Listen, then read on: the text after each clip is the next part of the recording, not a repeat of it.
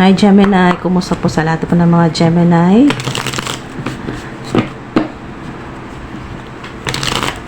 Ito po ang inyong divine messages mula po sa Divine Highest White Light. May sumisilip po dito na energy na matagal kang naghihintay, naiinip ka na, may hinihintay ka. Yan po, oh. 9 of Cups. Wow. So, lahat ng hirap mo, kasi ayan o, 10 of Wands. Matagal ka nang nahihirapan. Yan po, 10 of Wands. Or, kayo po yung napakarami po ninyong obligasyon, lalo na sa pamilya po ninyo. Maraming obligasyon. Pero maganda to kasi may wish fulfillment. Emotional fulfillment ang 9 of Cups. So, success, abundance na rin po yan. Yung katulad kanina na sumilip na 4 of Cups na naghihintay po kayo. Yung stuck or stagnant, yan po. Merong pong tutulong. May good news. Basta nakafocus ka pa rin. Nakafocus ka pa rin naman sa mga goals mo. Love life, meron din. Okay, so may naghihintay sa'yo dito. Masculine ito. Okay, so magandang mensahe dito sa inyo na sa career at love life may naghihintay. Dalawa yan naghihintay sa'yo. Career o yung employer mo, yung boss mo, naghihintay sa'yo. So, sa ilan, bago ito, bagong trabaho, hinihintay ka na ng employer mo or ng boss, ng manager. Yan po. At ang isa namang pong naghihintay ay romantic partner o magiging romantic partner. May excitement dyan. Excited ka ngayon. O maaring ito, pagkatapos mong mapanood ito, mas magiging excited ka na. Kasi sa ilan, 4 of Cups kanina sumilip, nawalan ka na ng gana. Nawalan ka ng gana sa buhay mo kasi nga, hintay ka ng hintay. Or, kasi ang 4 of Cups ay maaring may mga offer sana o may mga opportunities. Kaya lang, dahil hindi ka pa makagalaw, stuck yung energy or stagnant, hindi ka pa makagalaw sa iba't ibang rason bakit hindi ka pa makalabas or hindi mo pa maasikaso yung mga dapat mong maasikaso, lalo na sa career. May mga opportunities na pakaramdam mo talaga ay napakarami na lumagpas. Okay? Pero ang sinasabi dito ng mga ancestors mo, ng mga guardian angels mo ay divine timing talaga. Kasi, huwag ka mag-alala. Merong napakahirap na cycle, lalo na sa career mo or sa pagiging breadwinner mo o yung talagang wala pa noon, marami kang tinutulungan, lalo na family members, nakadepende sa'yo. Ang bigat-bigat nito, no? Pasan-pasan mo yan. So, meron dito na natapos ng October. Okay? Natapos ng October na napakabigat. Gumaan na or mas gagaan na. Kaya nga may excitement dito eh. Kasi parang new beginnings mo ito. Kahit 9 pa lang ito, nandito na yung pagtatapos ng cycle. Kasi may 10 ka na dito. Matatapos na rin. Ang sa ilan ay tapos na nitong October. So, anumang buwan o araw nyo po itong mapanood. Kasi timeless reading po ito. Basta kung anong araw mo ito mapanood. Meron dito specific na October 2024, tapos na. Lahat ng nagpapabigat o yung pasan-pasan mo ng ilang taon na mga obligasyon o yung talagang nahihirapan ka dito. Burden, responsibility, stress, blockages, lahat na ng klaseng blockages. Pera, blockages din sa love life, hindi maasikaso, hindi maharap ang love life dahil nga sa dami ng responsibilidad. Sobrang pressure to, excessive pressure. 10 of Wands. So, 'di ba? Ganda. October 2024 may natapos na napakahirap talagang cycle at natanggal na lahat ng kung ano man tong pasan-pasan mo, burden. Napakaganda niyan mga dude. At ang maganda dito, nandito na yung excitement. Enjoy every moment kasi magsisimula na to yung new beginnings para sa'yo. Dalawang naghihintay sa'yo, bago mong boss o bagong employer. Yung isa ay yung inyo pong romantic partner or magiging romantic partner. Basta dalawa naghihintay sa'yo. Yan, na dapat mas maging excited ka. Ayan po mga dude. Love life at career. Ayan, stuck. OMG! Gemini, eto Gemini din, Gemini, 8 of Swords. Stuck talaga. Pero may tutulong talaga sa'yo, May pagbabago, 555, 555. 999, 222, 222, 888. Kung madalas mo makita ito, 10, 10, 111, 11, 11, 888. Wow. Kasi ang King of Wands, ano man yung gender po ninyo, ito yung pinapakita dito na yung pagbabago, lalo na sa career, mas maganda, mas magandang offer, mas mataas na position. Wow. Successful at swift na. Kung gaano katagal, kung gaano kabagal, kasi stagnant, diba? 4 of Cups. Sumilip kanina, yung hintay ka ng hintay, tapos stuck yung energy mo. It seems like you've blocked, but you can still take a step, diba? Hindi talaga ganon na, hindi habang buhay na wala kang magagawa. O yung naghihintay ka lang na naghihintay, hindi ganon. Ito po yung ang maganda dito, tapos na. Merong August.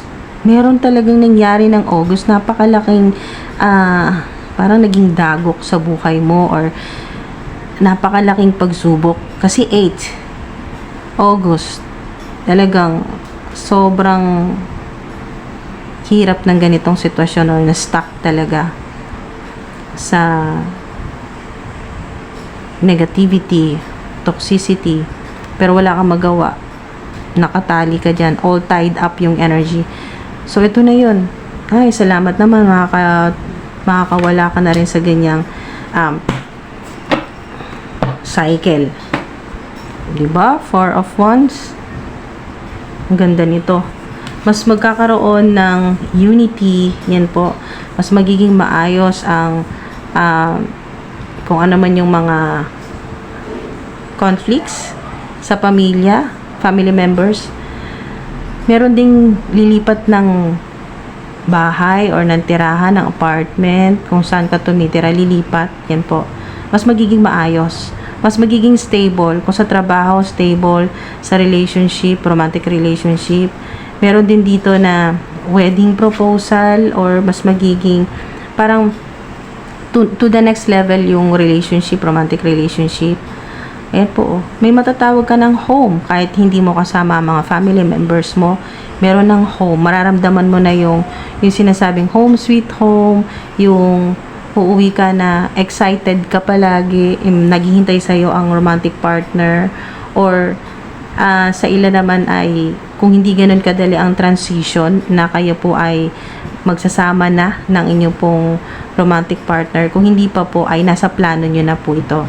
May celebrations, yung mga celebrations, nandito ang romance, nandito na yung mas maganda na yung community, kung saan ka lilipat, mas maganda yung community. Nandun mararamdaman mo yung welcoming energy na parang yung talagang hindi ka dayo, ganyan po, hindi ka outsider. Mararamdaman mo na yung mga kapitbahay, magaan pong kausap, kumbaga parang friendly, ganyan po. Ibang-iba sa dito sa naranasan mong lahat na halos na toxic na nga sa loob ng bahay, toxic pa sa labas ng bahay, ganyan po. Or sa ilan ay sa trabaho, toxic na nga, ang napakaraming narcissistic sa workplace. Pag nasa bahay ka or kasama mo family members ay toxic pa rin. paglabas mo sa community, sa mga kapitbahay, naku po, toxic pa rin. So, gas-gas na yung toxic, pero ito yung pinakamalapit kasi na term na mas may makaka-relate kayo or maintindihan nyo. Kaya, ito yung nakaka talagang masakit na sa tenga, pakinggan. Pero, ito lang yung term na mas madali nyo talaga maintindihan kung ano ibig sabihin ng mga mensahe sa inyo. So, maganda ang Four of Wands, mga dude. Nandito na yung mas maganda na yung magiging foundation sa relationship man ito, sa love life, sa pamilya, sa trabaho, lalo na sa career po ninyo, negosyo. Ganda. Wow. Yung pangarap mo na magtayo or bumili ng bahay, sarili mong bahay, lalo na sa ilan na nagre-renta lang ng bahay o ng apartment, mangyayari yan. Makakabili ka. Ayun o. Everything has turned out well. Enjoy your success. So, makakabili, makakalipat. Magandang opportunity ito, mga dude. Sa ilan ay lilipat, mas malapit sa workplace, sa trabaho. Okay, so kung kayo man po ay malalayo sa mga family members po ninyo, hindi naman ibig sabihin nito na mapuputol na rin ang connection o yung inyo pong samahan. Hindi naman po ganun kasi buo pa rin naman ito eh. Maganda pa rin, matatag pa rin yung foundation ng pamilya po ninyo. Maaaring kailangan lang talaga ng makalabas kayo pare-pareho sa ganung cycle para kayo po ay magkaroon ng kanya-kanyang maayos na buhay. Yan po, successful. Magkaroon ng growth at expansion. Maganda. Mga dude. 5, basta may 5, 555, 555, may pagbabago. Hermit. Enlightenment. Marami kang marirealize. Mga dude. Maring meron ding Virgo na family member, Virgo sign, o mother figure, father figure ito, siblings, basta family members, may Virgo, may enlightenment, divine inspiration. Kasi nawalan, Four of Cups kanina sumilip, hindi na natuloy, ibig sabihin talagang patapos na yon yung ganong hirap ng nangyayari sa'yo, itong burden, o yung stuck, yung stagnant, yung energy, yung stuck, yung wala kang magawa, naghihintay ka. Lahat ng tanong, mga dude, lahat ng gusto mong malaman, ikaw din ang makakahanap ng sagot. Doble yung 9 dito, 999. Wow. Success yan. Completion na rin. Kasi may 10 kayo eh. Diba? Mga dude. Balance, number 2. Get more information. Diba? Yung mga kailangan yung malaman, matutunan, nandiyan na. Big happy changes, diba? Ito na yun. Yung 555, pagbabago. Malaking pagbabago ito. Kasi ang laki din naman ng hirap mo. Okay, so deserve nyo po yan. Big happy changes, diba? Bigger. Hindi na kayo nagsisiksikan sa maliit na apartment o sa maliit na bahay. Mas malaki expansion. Wow. Yung inyo pong yung liwanag, yung liwanag po ng aura po ninyo, nagre-radiate or kumakalat. Yan po, expansion. Kumakalat yan, mga dude. Yung swerte mo kumakalat yan. So, kung kayo po ay magkaroon na ng magandang career, magandang trabaho, yung kumikita na ng malaki, hindi mo yan sinusolo. Ibabahagi mo yan. Kumakalat yung inyo pong mga blessing.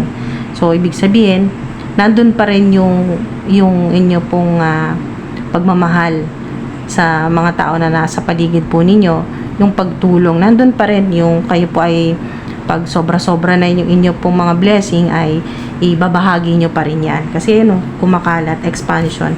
Maaari din po na kung kayo po ay may trabaho na or kumikita na po ng maganda at meron na po kayo natitirhan na mas magandang bahay o apartment or condominium, ganyan po, ay kayo din po ay tutulong din sa iba pang mga gusto nyo tulungan or mga family members para po hindi na rin po aasa sa inyo na kumbaga magkakaroon na rin sila ng maayos na trabaho or tutulungan nyo rin sila na mabigyan din sila ng budget para makapag-apply.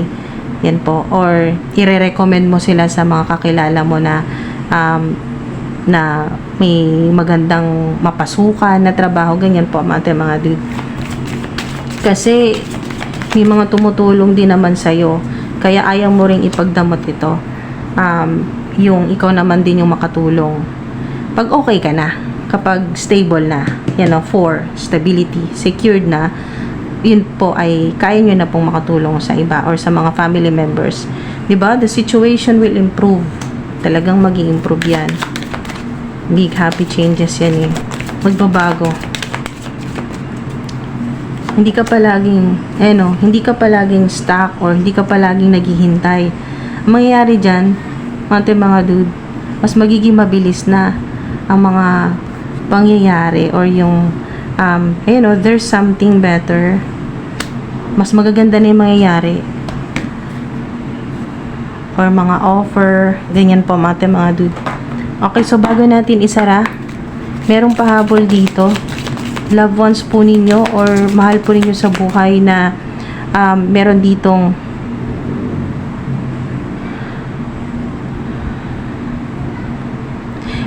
sinasabi ng 4 or 5 years na ang nakakalipas.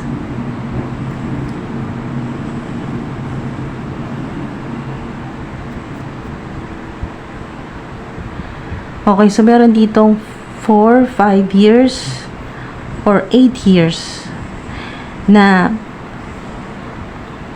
family member na yumao na, nasa heavenly places na po, departed loved ones po ninyo. Yung family member na nasa heavenly places na po, nasa other side na po mga dude, yumao na, mahal sa buhay. Meron ditong mother, father figure, sibling, basta po family member or family members. Okay, meron ditong 4 or 5 or 8 years na ang nakakalipas na yumao po ninyo na mahal sa buhay. At meron din po sa ilan na August naman po, specific naman po ang August. Ito pong August 2024. Yan po mga dude. Meron pong mahal sa buhay na yumao na. Yan po, nasa heavenly places na po. At ito po yung mensahe. Okay. Niya or nila. Mahabol po. Ito po yung mensahe para sa inyo. Ayun o. My death was painless. Please don't worry or hold on to guilt. Ito po. Mga dude. Kung sino man po itong or sino-sino man po itong mahal sa buhay po ninyo na nasa heavenly places na 4 na taon, 5 taon, 8 taon na nakakalipas. Sa ilan naman po ay meron po dito na yumaob na po na mahal sa buhay ng August 2024.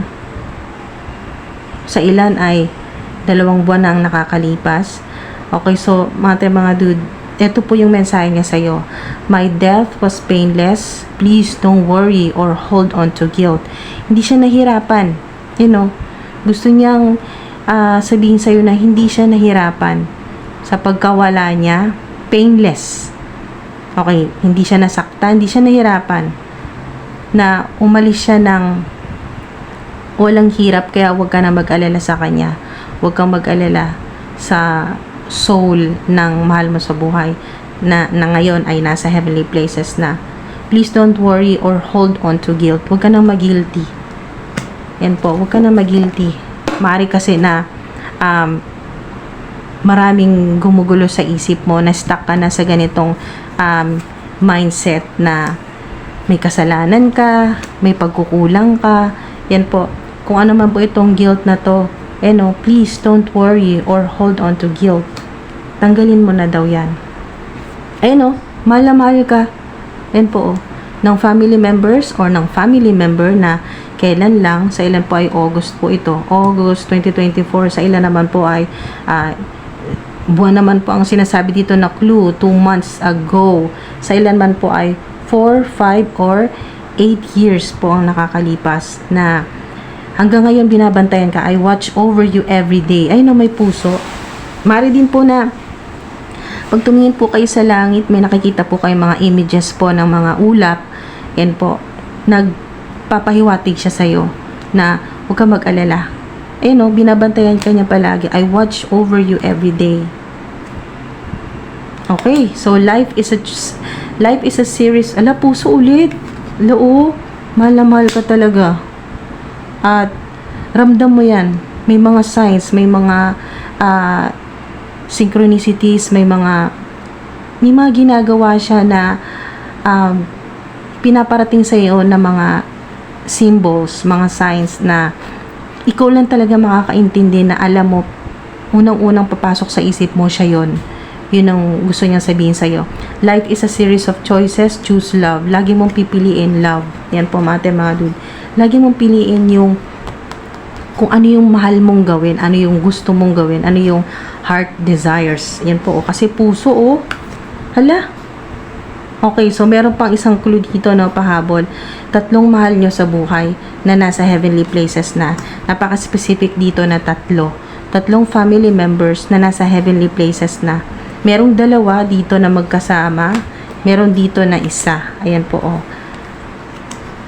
Maring ito yung sinasabing kailan lang. Ito yung mahal na mahal ka talaga. August 2024. Merong 2 na ilang taon na nakakalipas. Okay, 4, 5, or 8 years. Basta ang advice nila sa'yo, lagi mong pipiliin ang maging masaya. Lagi mong gagamitin ang puso. Yan po, yung inyo pong heart chakra. Yung pagmamahal sa ano mang magiging decision mo sa buhay. Choose love. Yan po, nakakaiyak mga dude. Okay, so yan po. Sana ay may nakuha po kayo dito, mga dude. Ingat po kayo palagi. Maraming salamat po. Thank you po.